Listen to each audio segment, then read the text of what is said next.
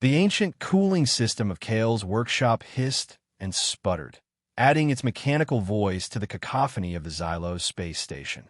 Tools cluttered every available surface. Parts salvaged from 100 different machines waited in organized chaos, and in the corner where the light barely reached, she stood, motionless, silent, waiting. Kale kept his back to her as he worked, the arc welder's blue flame reflecting off the grime-streaked walls. His weathered hands moved with practiced precision, attaching a recycled power coupling to what was once part of a mining drone. He'd been working like this for hours, pretending she wasn't there. Pretending Marvix hadn't gifted him a living being like she was nothing more than a particularly useful appliance. "Use her however you want," Marvix had said with that slippery grin of his, pushing the alien woman forward. "Clean, organize, fetch parts, whatever. Xylithians are built for service. This one's a bit defective, got some quirks, but she'll do for a lone grease monkey like you." Kale had stood silently, jaw clenched, as Marvix explained how he'd acquired her from a cargo hauler that didn't ask questions. How the Xylithians' natural subservience made them ideal for the more pragmatic corners of the galaxy. How this one, Lyra, he called her, was a real bargain. "I don't need a slave," Kale had said flatly. Marvix had laughed. "Not a slave, my friend. An assistant. A tool. Everyone on this rust bucket uses whatever edge they can get." When Kale refused to respond, Marvix shrugged, patted Lyra on the shoulder like she was a pet, and sauntered out, calling over his shoulder, "She's yours now. Try not to break her, but if you do..." He left the implication hanging in the recycled air. Kale had pointed wordlessly to the empty corner and turned back to his work. That had been 8 hours ago. He risked a glance now. She hadn't moved except to stand straighter, her slender form tense but not trembling. Her skin had a faint blue undertone that caught the workshop's sparse light. Her eyes, slightly larger than a human's and a deep violet, stared forward, not vacant but carefully neutral. The simple gray jumpsuit she wore hung loosely on her frame, unmarked and without pockets or personalization. Kale killed the welder and pushed up his protective mask. The silence amplified the perpetual distant hum of the station. He rolled his shoulders, suddenly aware of the ache that had settled there. His stomach growled, reminding him he'd worked through another meal. He moved to his small kitchen nook, separated from the workshop by a half-wall of shelving. The reheated protein stew steamed in the bowl, smelling of the artificial herbs the station's hydroponics grew to mask the lab-cultured meat. He poured a second bowl before he could question himself.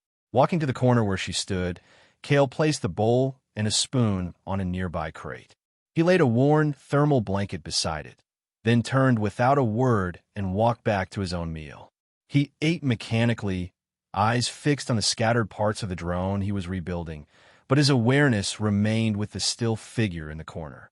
Minutes passed. The food in his bowl diminished. The second bowl remained untouched. "Eat," he finally said, his voice rough from disuse. "And sit if you want." He didn't look up to see if she obeyed, focusing instead on the schematics projected from his worn datapad. Only when he heard the faint clink of the spoon against the bowl did he allow himself a small exhale. That night, as the station's lights dimmed to simulate evening, Kale cleared a space on his overcrowded workbench and pulled out the folding cot he sometimes used during long repair jobs. He tossed his sleeping pad onto it, along with another blanket. "You sleep there," he said, gesturing to the cot. "I'll take the floor." The Xylithian, Lyra, looked at him, genuine confusion crossing her face for the first time. "This unit is designed to require minimal rest. The corner is sufficient." Her voice was soft but clear, with an accent that curved her words in unexpected places. It was the first sentence she'd spoken. "You're not a unit," Kale replied, more sharply than he intended. "And the cot's more comfortable than the floor. Take it." He turned away before she could respond, grabbing his spare blanket and a lumpy pillow from the storage compartment under his own bed.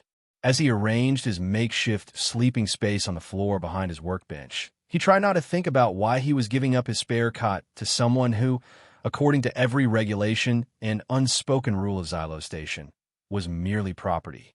and he especially tried not to think about the last time someone else had slept in his workshop. The familiar nightmare woke Cale before the station's day cycle began. Fire and screaming and the cold vacuum of space. Faces contorted in terror, bodies floating, the sickening silence that followed. He sat up, breathing hard, sweat cold on his skin. A movement caught his eye.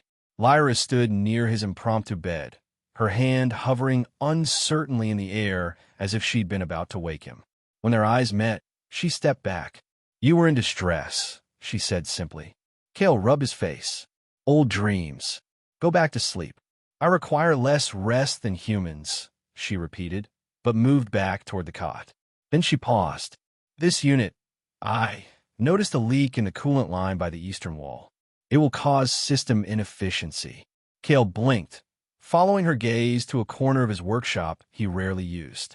Sure enough, a faint bluish puddle had formed beneath a junction in the ancient cooling system.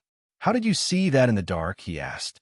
"Xylithians have enhanced visual perception in low light conditions," she said, and for a moment, something almost like pride colored her voice. "It is useful for maintenance duties in ship engine rooms." Cale nodded slowly. "I'll fix it in the morning." He lay back down, but didn't close his eyes, listening to the soft sounds of Lyra returning to the cot. The nightmare still lingered at the edges of his mind, but alongside it came a new thought. It had been years since he'd spoken more than a few sentences to anyone at once. The next day established what would become their pattern. Cale worked, buried in the guts of machines others had discarded. Lyra stood silently in the corner. Not the same corner where Marvix had left her, but near Cale's workbench. He didn't acknowledge her directly, but when he reached for a tool that was just out of grasp, her slender blue-tinged hand would appear, offering exactly what he needed. The first time it happened, he nearly dropped the power inverter he was holding. "How did you know which one I needed?" he asked, taking the socket wrench from her. "I observed the fasteners you're working with," she answered. This seemed the most logical tool. Cale grunted and turned back to his work. But the next time he muttered about needing a microfuser, he wasn't surprised when it appeared in his line of sight. He took it without comment. By the end of the day, they had fallen into an efficient rhythm. Cale would work on the primary task while Lyra anticipated his needs, cleaning tools after use and organizing components. She never imposed, never got in his way, but her presence made the work flow more smoothly than it had in years. When the door chime sounded, Cale looked up in surprise. Few people visited his workshop unless they needed something repaired urgently. He wiped his hands on a rag and walked to the door, aware of Lyra retreating to a less visible spot behind a tall shelf. Tanner, a dock worker who occasionally brought Cale salvage from incoming ships, stood at the threshold. "Heard you got yourself some help," he said without preamble, peering past Cale into the workshop. "Marvix is running his mouth all over level 4. Cale crossed his arms. "What about it?" Tanner shrugged. "Just curious. Never figured you, for the type, to keep a Xylithian. Thought you were all about doing everything yourself." His eyes finally located Lyra's partially hidden form. "Huh, she's cleaner than I expected. What do you use her for?" The casual objectification in Tanner's voice made something tighten in Cale's chest. "She helps around the shop." "Just around the shop?" Tanner's eyebrows rose suggestively. "Come on, man. Everyone knows Xylithians will do anything they're told. Seems a waste to just have her passing tools." "Did you need something repaired?" Cale asked coldly. Tanner seemed to register the change in Cale's tone. He held up his hands. "Hey, no judgment. Just saying, if you ever get bored of her, there's plenty who'd trade good salvage." He grinned. "Or, if you're feeling generous, maybe you could loan her out some time?" Cale's hand tightened on the door control. "I've got work to do." After Tanner left, Cale stood silent for a long moment, tension radiating from his shoulders. He was aware of Lyra watching him, though she hadn't moved from her position. "Ignore him," Cale finally said, not turning around. "You're not going anywhere." "Yes," Lyra replied softly, and Cale couldn't tell if it was acknowledgement or agreement. That evening, Cale pushed a small crate toward Lyra as they finished their meal. On it sat a bundle wrapped in faded blue cloth. "These should fit better than what you have," he said gruffly. "Found them in storage. Haven't used them in years." Lyra carefully unwrapped the bundle to reveal several sets of practical clothes. Work pants, shirts, a jacket with multiple pockets. They were worn but clean, in neutral colors similar to what Cale himself wore. "These are for me," Lyra asked, her finger tracing the edge of a pocket. "Can't have you wearing that jumpsuit forever," Cale said, turning away to hide his discomfort at her obvious surprise. "Bathroom's through there if you want to change." When she emerged wearing the dark gray work pants and navy blue shirt, something subtle had changed in her posture. The clothes were still loose, but less like a uniform and more like something chosen. She had rolled up the sleeves to fit her more slender arms. "Thank you," she said, and for the first time, she looked directly at Cale when speaking to him. He nodded once, sharply, and turned back to the drone he was repairing. But when Lyra wasn't looking, he found himself watching how she moved more freely in the new clothes, how her hand ran over the pocket at her hip, as if marveling at having something that was truly hers. The next morning, Cale woke to find the coolant leak fixed, the puddle cleaned, and a mug of steaming synthetic coffee waiting on his workbench. Lyra was sorting a jumbled bin of connectors with methodical precision. "You fixed the leak," he said. She glanced up, then back at her task. The solution was obvious once the junction was disassembled. The sealant had degraded. "Where did you learn to do repairs like that?" Something flickered across her face. Caution, perhaps, or an old pain. "Xylithians are educated to perform various maintenance tasks. I was assigned to engineering systems before." She trailed off. "Before what?" Cale asked, picking up the coffee. "Before I was deemed defective and reassigned," she said with practiced neutrality. "What made you defective?" Lyra's hands stilled over the components. "I asked questions about system improvements that exceeded my station. And She hesitated. "I refused an order that contradicted safety protocols." Cale regarded her over the rim of his mug. "Sounds like you were doing your job right." The overseer disagreed, she said simply, but there was a new tension in her shoulders. They worked in silence for a while, Cale mulling over her words as he dismantled a faulty atmospheric regulator. The question that had been nagging at him finally broke free. "Do you want to be here?" he asked abruptly. Lyra's hand stilled again. "I do not understand." "If you could choose," Cale clarified, keeping his eyes on the regulator, "would you stay here or go somewhere else?" For several long moments, Lyra didn't answer. When Cale glanced up, her expression showed genuine distress, as if the concept of personal choice was so foreign it caused her pain. "No one has asked my preference before," she finally said. "I do not know how to determine what I would choose." Something in her bewilderment struck Cale harder than defiance would have. He nodded once and returned to his work, but his mind kept replaying her words. How much choice had she ever been given? How much had been taken from her? He recognized the irony that he, of all people, a man who had deliberately isolated himself from any meaningful connection for years, was now grappling with these questions. But as the days passed, he couldn't escape the growing awareness of Lyra as more than an efficient assistant. The way she lingered over certain tasks that interested her. How she had begun to anticipate not just which tools he would need, but when he needed space or silence. A week after Lyra's arrival, Cale was working on a particularly complex navigation system repair when he made a mistake connecting the wrong circuit. A shower of sparks erupted, one catching the sleeve of his shirt. Before he could react, Lyra was there, smothering the small flame with a fire blanket, her movements quick but controlled. "Are you injured?" she asked, concern evident in her voice. "No," Cale said, examining his arm. "Just singed the shirt. Stupid mistake." He expected her to step back, to return to her usual distance. Instead, she examined the navigation system, her head tilted slightly. "The problem is in the auxiliary power routing," she said after a moment. "The diagnostic is showing the primary circuit, but the wear pattern on the connectors suggests otherwise." Cale frowned and looked more closely. She was right. The wear on the secondary connections told a different story than the diagnostic readout. "Good catch," he admitted. "You know navigation systems?" "I worked on similar models," she said. Then, with slight hesitation, she added, "May I?" Kale handed her the microfuser, curious. Lyra bent over the device, her movements precise and confident.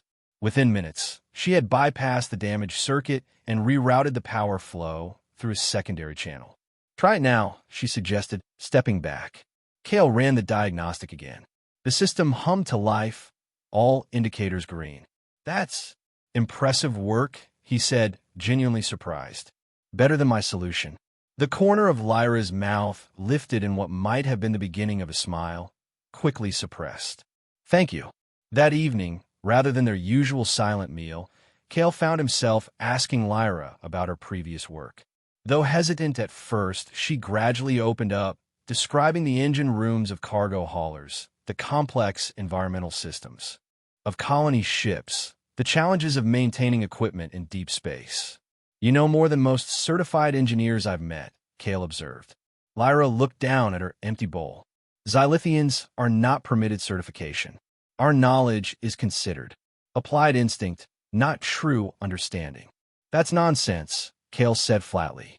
"What you did today wasn't instinct. It was problem-solving." She glanced up, surprise evident in her violet eyes. "The overseer would say I was merely following established patterns." "The overseer sounds like an idiot," Kale replied, and this time, Lyra's smile flickered for longer before disappearing. The next day, when a customer brought in a complex atmosphere processor for repair, Kale did something he'd never done before. He stepped back. "Lyra will diagnose this one," he told the surprised station resident, a hydroponics tech named Eliza. "I'll oversee the work." Eliza's eyebrows shot up. "Your Xylithian does repairs?" "She's not my Xylithian," Kale corrected, the words coming out sharper than intended. "And yes, she's better with environmental systems than I am." If Eliza was surprised by Kale's tone, she was astonished when Lyra methodically disassembled the processor, identified 3 separate issues, and began repairing them with quiet efficiency. Kale stood nearby, occasionally handing her tools but mostly letting her work uninterrupted. "That's remarkable," Eliza said, watching Lyra's deft movements. "I thought they were only good for basic tasks." "That's what you're supposed to think," Kale murmured. After Eliza left, clearly impressed by the repair, Lyra turned to Kale. "You didn't need to allow me to perform the diagnosis." "I didn't allow anything," Kale replied. "You're better at it than I am. Simple logic." "Logic isn't usually applied to—" She paused, searching for words. "To people like you?" Kale finished. She nodded slightly. "Well, it should be," he said firmly, and returned to his own work. Word spread quickly on Xylo's station. Over the next few days, more customers arrived, some openly curious about the Xylithian who performed expert repairs alongside the station's most reclusive technician. A few, like Eliza, treated Lyra with cautious respect. Others refused to acknowledge her at all, speaking only to Kale even when Lyra was the one diagnosing their equipment. One customer, a burly cargo loader named Hevik, sneered when Kale mentioned that Lyra would be handling the repair to his exo-assist bracer. "I'm not letting a slave alien mess with my equipment," he spat. "You do it, or I'll take my business elsewhere." Kale crossed his arms. "Then take it elsewhere. Lyra's the best environmental systems specialist on this level. Your choice if you want second-best work." After Hevik stormed out, Lyra gave Kale a long look. "You lost income because of me." "His loss," Kale shrugged, "and his bracer would have failed again in a week without your touch." That evening, as they organized the day's earnings, Lyra hesitated over the credit sheets. "Should I count these for you? I thought we could split them," Kale said casually, not looking up from the inventory he was updating. 70-30 to start. You earn at least that today." Lyra went completely still. "You want to pay me? You're doing the work," Kale said simply. "Makes sense you get part of the income. But I'm not." She struggled with the words. "This isn't how it works." "It's how it works in my workshop," Kale replied, finally meeting her gaze. The bewilderment in her eyes almost made him look away, but he held firm. "Unless you'd rather not have your own credits?" "I would like that," she said softly, as if afraid the words themselves might be forbidden. "Thank you." 2 weeks after Lyra's arrival, Marvix returned. Kale was deep in the guts of an old mining drone when the workshop door hissed open. He glanced up to see the trader sauntering in, his perpetual smirk firmly in place. "My favorite recluse," Marvix called, his eyes roving the workshop until they landed on Lyra, who was calibrating a sensor array at a nearby workbench. "And there's my investment. Working out well, is she?" Kale straightened slowly, wiping his hands on a rag. "What do you want, Marvix?" "Just checking on my gift," the trader replied, moving toward Lyra. "Been hearing interesting things. Some say you've got her doing actual repairs." He chuckled. "Creative use, I'll grant you that. She's not a gift or a use," Kale said flatly. "She's working with me." Marvix raised an eyebrow. "With you? That's not how these arrangements work, friend."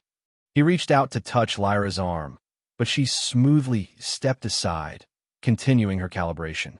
The trader's smirk faltered. "Seems she's developed some bad habits. Xylithians aren't supposed to avoid contact unless ordered to." He turned to Kale. "You've been too soft. They need firm management or they get ideas. Maybe I like her." "Ideas," Kale replied, moving to stand between Marvix and Lyra. Marvix's expression hardened. "Let's not play games. I know what's happening here. You've let this one get comfortable, started treating her like she's people." He lowered his voice. "It's a common mistake with first-time owners. They're designed to seem personable, to anticipate needs. Makes them better servants. But don't confuse good programming with actual personhood." Behind him, Kale felt Lyra go rigid, though she made no sound. "I think you should leave," Kale said quietly. "Actually, I came to make you an offer," Marvix continued, unperturbed. "Now that you've had a taste of having help, how about an upgrade? I've got a newer model coming in next week. More compliant, less quirky. You could trade this one in, plus a modest fee." "Not interested," Kale cut him off. Marvix's smile disappeared entirely. "You're not understanding me. This isn't just about a trade. Your Xylithian is technically salvaged from a shipment that, shall we say, changed hands unexpectedly. Certain interested parties have been asking questions. Having her visible, performing skilled work no less, draws attention none of us want." "Sounds like your problem, not mine," Kale replied. "It becomes your problem if station security starts looking too closely at that unregistered alien living in your workshop," Marvix said coldly. "Think about it. I'll be back in 3 days for your answer." After he left, the workshop fell into tense silence. Kale turned to find Lyra staring at the door, her features composed, but her hands trembling slightly. "He can't take you," Kale said firmly. "I won't let that happen." "He is correct about my status," Lyra said quietly. "I have no official documentation. My presence here is problematic for you. Do you want to leave?" Kale asked, the question he'd posed once before. This time, Lyra's answer came without hesitation. "No, I want to stay here." She paused, then added softly, "With you." Kale nodded once, sharply. "Then that's what matters. We'll figure out the rest." That night, as they sat together at Kale's small table, sharing a meal that Lyra had prepared, she'd revealed a surprising talent for making the station's bland provisions almost tasty.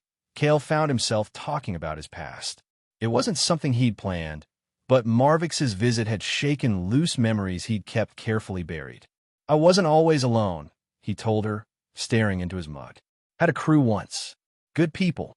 We ran a salvage operation out beyond the Farron Nebula." Lyra listened silently, her violet eyes intent on his face. "There was an accident. Pressure failure in the cargo hold. We'd picked up an old terraforming unit that was supposed to be decommissioned. Someone had jury-rigged it, kept it running past safety limits." He took a long breath. "I was in the engine room when it blew. Sealed bulkhead saved me. The others—" "I'm sorry," Lyra said softly. "Investigation cleared me. Said I couldn't have known, but I should have checked that unit more thoroughly. Should have recognized the signs." He shook his head. "After that, I figured it was better to work alone. Safer for everyone." "Is that why you try to keep your distance from me?" Kale met her gaze. "Maybe. Yes. But you're not exactly easy to ignore." Something like a smile touched Lyra's lips. "I was designed to anticipate needs efficiently. It's more than that, Kale said. You see things others don't. You care about doing things right, not just doing them. Lyra looked down at her hands. Those qualities were considered defects by my previous overseers. Then they were idiots, Kale said firmly.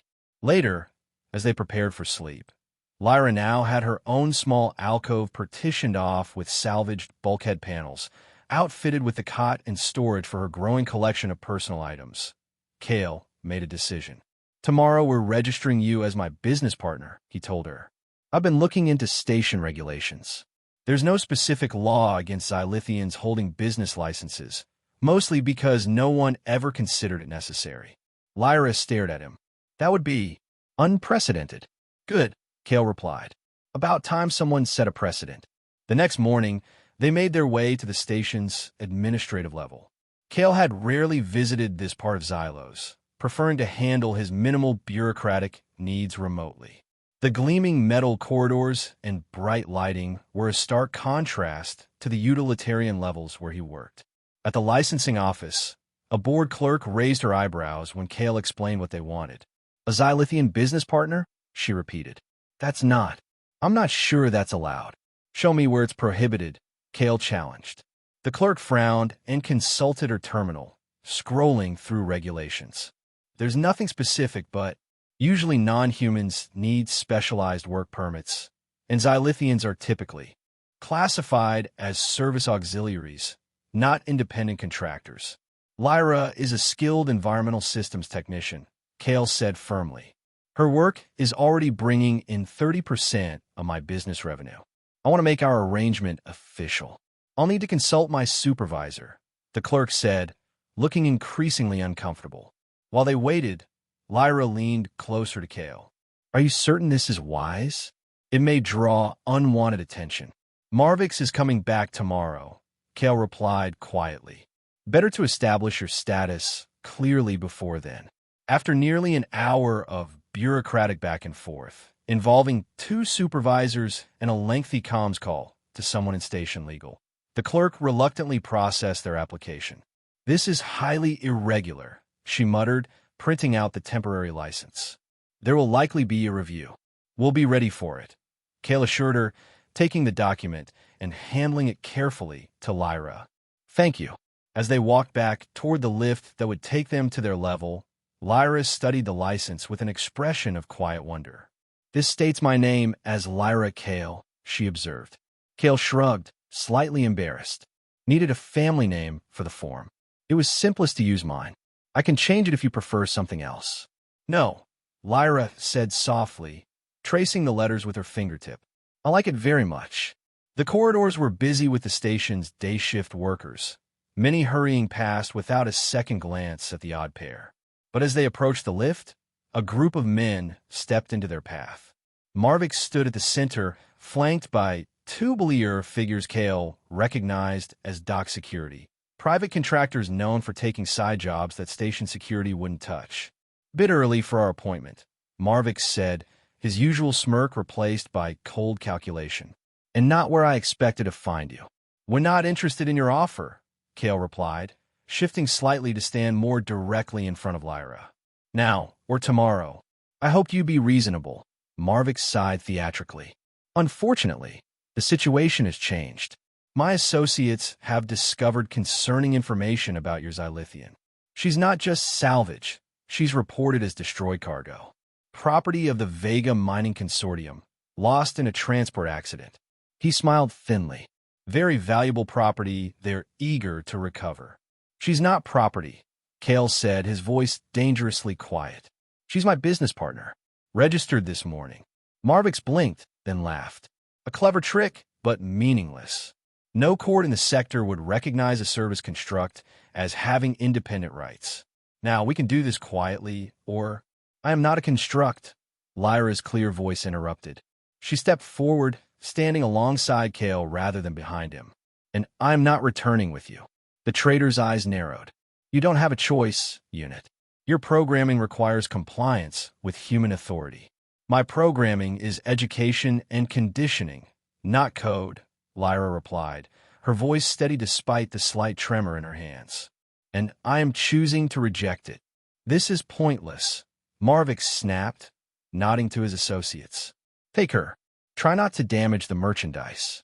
As the men moved forward, Kale reached for the heavy wrench he always carried in his utility belt. But before he could draw it, a new voice called from down the corridor. Is there a problem here? Eliza from hydroponics approached, trailed by two other station residents Kale recognized as recent customers, a life support technician and a navigation officer. Just a business disagreement, Marvick said smoothly.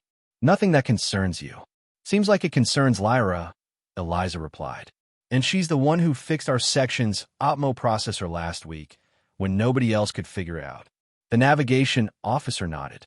She recalibrated my personal NAV unit too. Better than factory settings now. More station residents had begun to gather, drawn by the confrontation. Kale recognized faces from throughout the station. People whose equipment he and Lyra had repaired, whose systems they'd upgraded, whose problems they'd solved. Marvick's expression darkened as he glanced around, assessing the growing crowd. This doesn't change anything. The Xylithian is registered property. Actually, Kale said, she's registered as Lyra Kale, independent contractor and partner in Kale Engineering. He nodded to Lyra, who held up her newly printed license. A murmur ran through the onlookers. One of Marvick's associates shifted uncomfortably. This is absurd, Marvick hissed. She's not a person, she's family, Kale stated, his voice carrying clearly down the corridor. My family. And on Xylo's station, we protect our own. For a moment, no one moved. Then Eliza stepped forward to stand beside Kale and Lyra. The navigation officer followed. Then the life support tech and others one by one until a small crowd formed a half circle around them, facing Marvick and his men.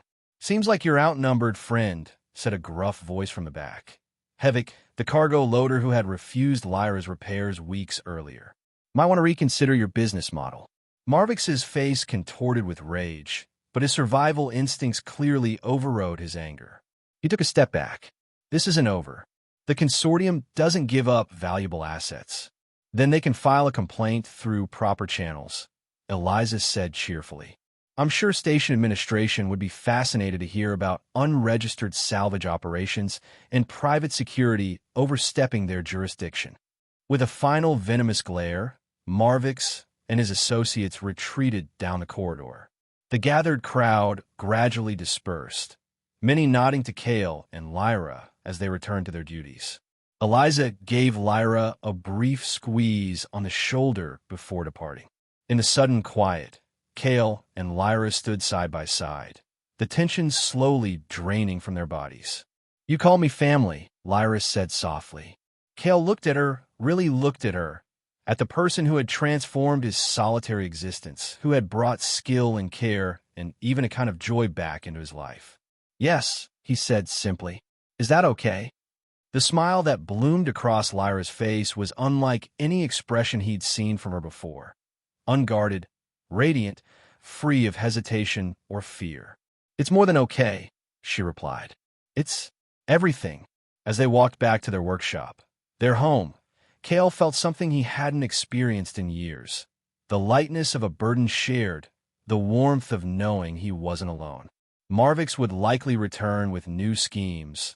The Vega Consortium might pursue their property, and station authorities would eventually notice the unprecedented partnership they'd established.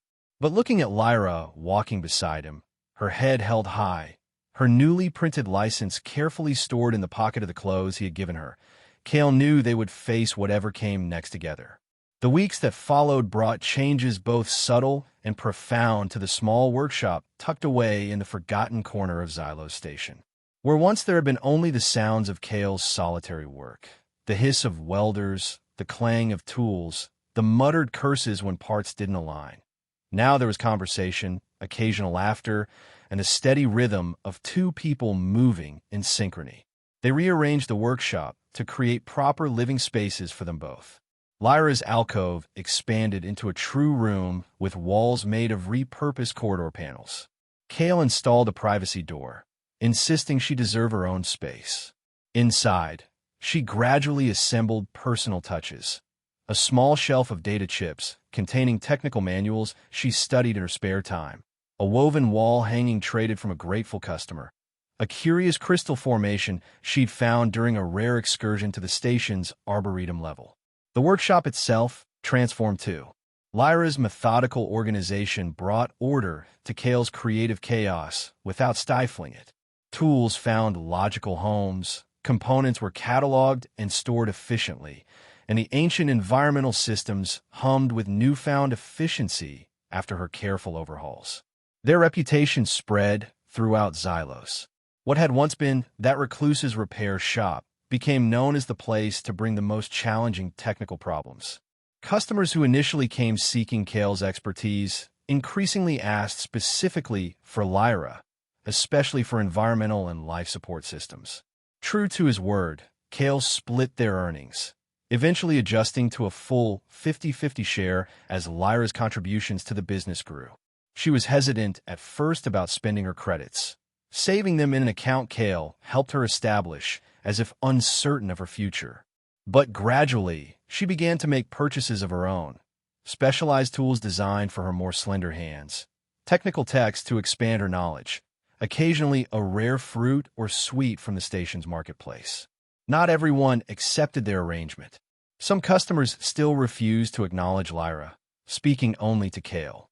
Others made snide comments about programming and useful tools. A few openly challenged Kale's decision, questioning his judgment or his motivations. To all of them, Kale had the same response: cold silence followed by a suggestion they take their business elsewhere. The loss of a few narrow-minded customers was nothing compared to what he had gained. The bureaucratic challenges they had anticipated materialized in stages. First came an official inquiry from station administration regarding Lyra's registration status. Kale submitted documentation of their business partnership, along with customer testimonials and repair records demonstrating her technical expertise. After several tense days, the inquiry was marked, resolved pending further review. Bureaucratic language for too complicated to deal with now. Next came a formal claim filed by the Vega Mining Consortium, asserting ownership rights over property designation Z778L3, which they identified as Lyra. This more serious challenge required legal assistance. To Kale's surprise, several of their regular customers volunteered their services, including a retired contract lawyer and a current station ombudsman. Their defense strategy was elegant in its simplicity. They wouldn't argue whether Xylithians could legally be property, a battle they might lose given prevailing views in the sector. Instead, they challenged the consortium to prove that Lyra specifically was the Z778L3 unit claimed in their documentation. Without genetic verification, which the consortium wasn't willing to provide, likely because it would reveal unauthorized genetic modifications, their claim remained unsubstantiated. The case dragged on, but Lyra and Kale continued their work, refusing to let the legal shadow hanging over them dictate their lives. On a quiet evening 6 months after Lyra's arrival, as they shared a meal that included actual fresh vegetables, a luxury made possible by their growing business, Kale found himself watching her as she described a complex repair she'd completed that day. Her hands moved gracefully as she explained the solution she devised, her violet eyes bright with the satisfaction of a problem solved. "I'm glad you stayed," he said abruptly, interrupting her technical explanation. Lyra paused, then smiled, a full, unguarded expression that had once been rare but now came easily. "I'm glad you let me," she replied. "Let you?" Kale shook his head. "You made your own choice. I just didn't stand in your way." "You did more than that," Lyra said softly. "You saw me when no one else did. You gave me space to become myself." Her fingers touched the pocket where she still carried her license, though she now had an official identity chip. "You made me family." The word hung between them, warm and weighted with meaning neither of them had fully explored. "I've forgotten what that felt like," Kale admitted. "Having someone to come home to. Someone who—" He trailed off, unsure how to express the profound shift in his existence. "Someone who fits," Lyra finished for him, "like a perfectly calibrated component." Kale laughed quietly. "Only you would describe family in engineering terms."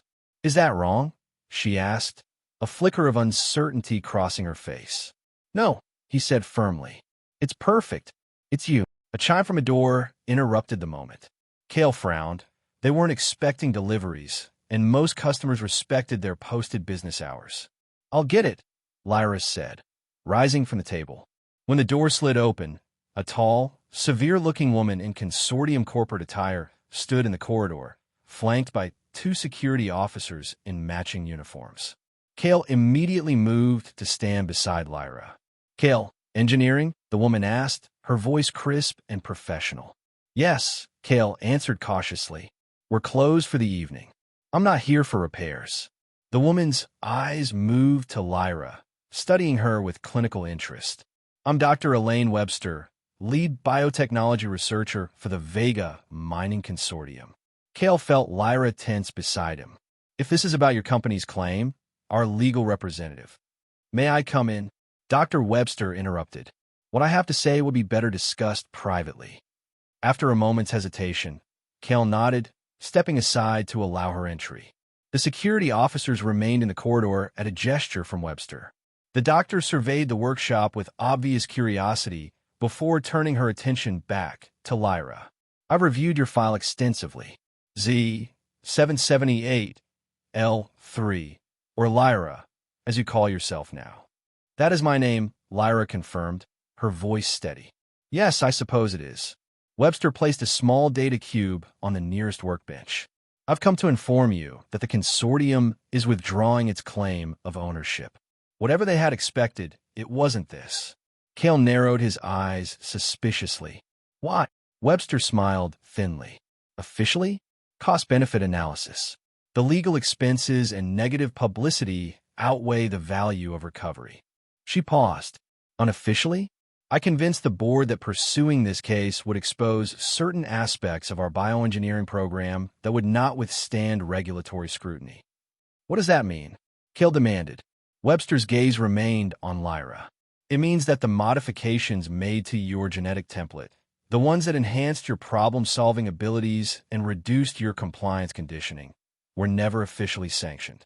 They were part of my personal research program, one that was terminated when early subjects demonstrated excessive independence. Lyra's eyes widened slightly. You designed me to question orders? I designed you to think, Webster corrected. The Xylithian base genome already contained remarkable cognitive potential, but centuries of selective breeding emphasized obedience over innovation. My project aimed to restore balance. Her professional demeanor cracked slightly, revealing something like regret. When the program was shut down, all subjects were supposed to be terminated.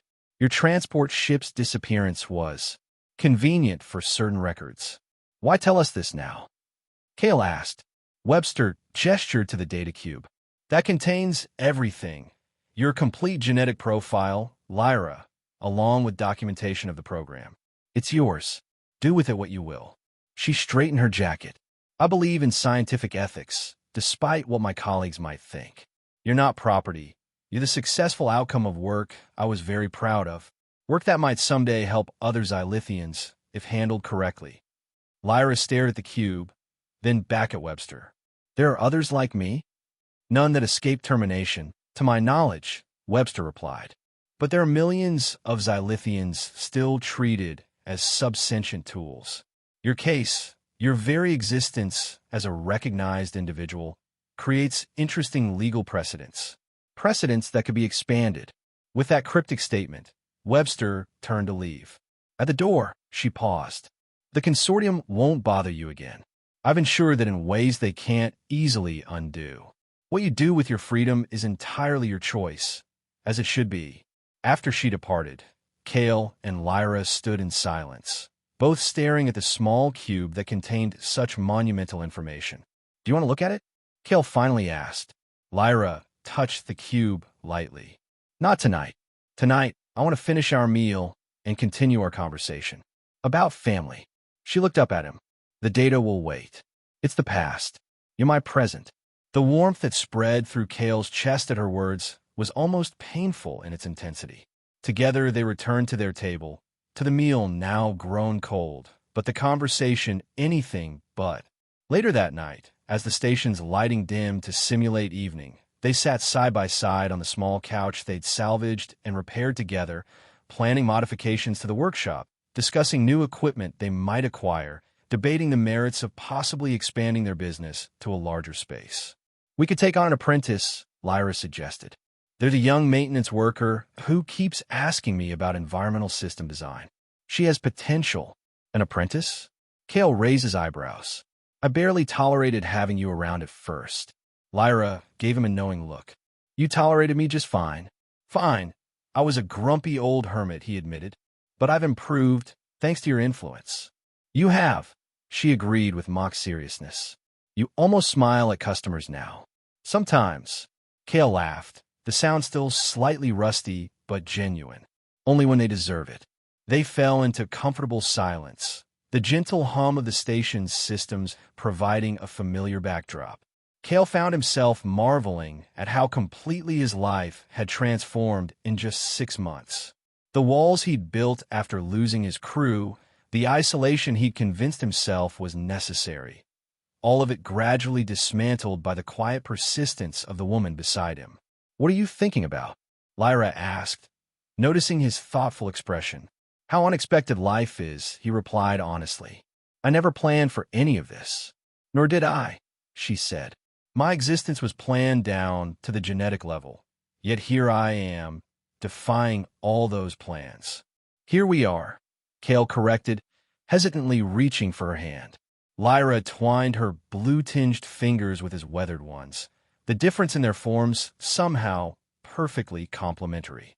"Family," she said softly, testing the word again. "Family," Kale confirmed.